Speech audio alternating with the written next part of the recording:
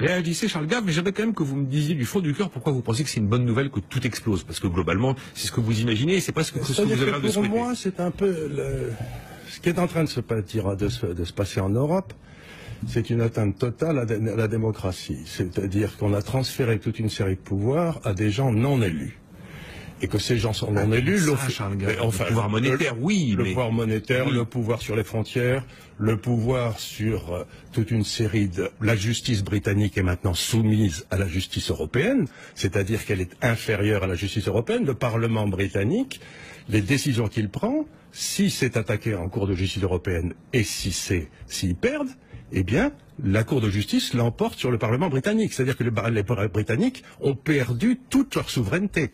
Et il est hors de question que le pays qui a inventé la démocratie se laisse gouverner par des gens qui n'ont été élus par personne. Et qui ne se rendent compte à personne.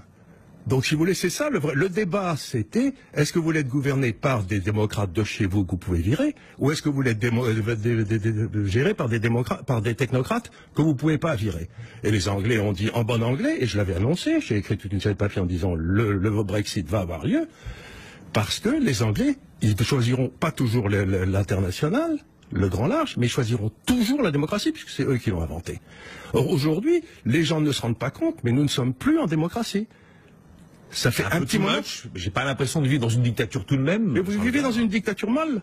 Vous vivez dans une espèce d'Union soviétique mâle. Vous n'avez plus de responsabilité. Donc, on est en train d'essayer de réfléchir. Par exemple, ça fait 40 ans qu'ils essayent de nous expliquer que les nations, c'est très mal, et qu'il faut remplacer les nations européennes, qui sont le cœur où la liberté s'exerce, par une espèce de construction européenne dont finalement les peuples ne veulent pas.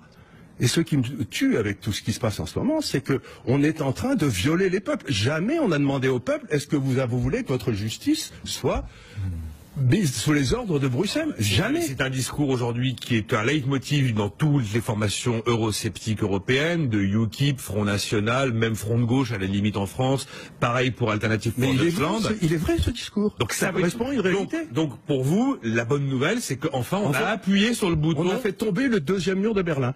Bon. C'est-à-dire qu'aujourd'hui, l'Europe n'a plus aucune légitimité. Elle a la légalité, mais elle n'a plus la légitimité. Le vote anglais a enlevé toute légitimité à l'Europe. C'est fini. L'Europe aujourd'hui est un truc de fonctionnaires, fait par des fonctionnaires pour des fonctionnaires que le peuple déteste. Et maintenant, ils ont perdu la légitimité. C'est exactement comme quand Solzhenitsyn a publié l'archipel du Goulag. La Russie a gardé sa légalité pendant 10-15 ans, mais la légitimité était finie. Aujourd'hui, l'Europe n'est plus légitime. Voilà ce que j'essaie de dire. D'accord, l'Europe n'est plus légitime. C'est quoi la suite? C'est quoi la suite avec une Grande-Bretagne isolée et affaiblie économiquement, peut-être un peu durablement quand même, et puis effectivement... Je n'ai jamais vu un pays affaibli par un accroissement de sa liberté. Ouais, jamais. Ça n'existe pas dans l'histoire. La monnaie est au plus bas depuis 35 ans. Hein, qu'est-ce que ça peut foutre, la monnaie? C'est un prix comme un autre. C'est un prix comme un autre, d'accord, effectivement. Ça rend les entreprises, ça rend les entreprises anglaises plus compétitives, c'est tout ce que ça fait. Donc ça veut dire que selon vous, là, faut acheter la bourse anglaise. Le rejet d'Europe va s'imposer à peu près partout. Mais c'est automatique puisque vous êtes en train de violer les nations. D'accord. Bon, qu'est-ce que comment vos réactions, Éric Heyer, Laurent Wronski, à ce discours assez sombre? Pas du tout. On retourne vers la liberté. Ouais, il n'y a rien de plus plus magnifique. J'ai peur que la transition soit un peu chaude à gérer. Mais je ne dis pas le contraire, mais qu'est-ce que ça peut foutre? Les pays de l'Est, ils sont mieux aujourd'hui qu'ils étaient au moment de la Russie ou avant? Pour l'instant, si vous voulez, ils sont... par exemple, un pays comme la Pologne est un pays qui est profiteur net des crédits européens et qui est à 100%.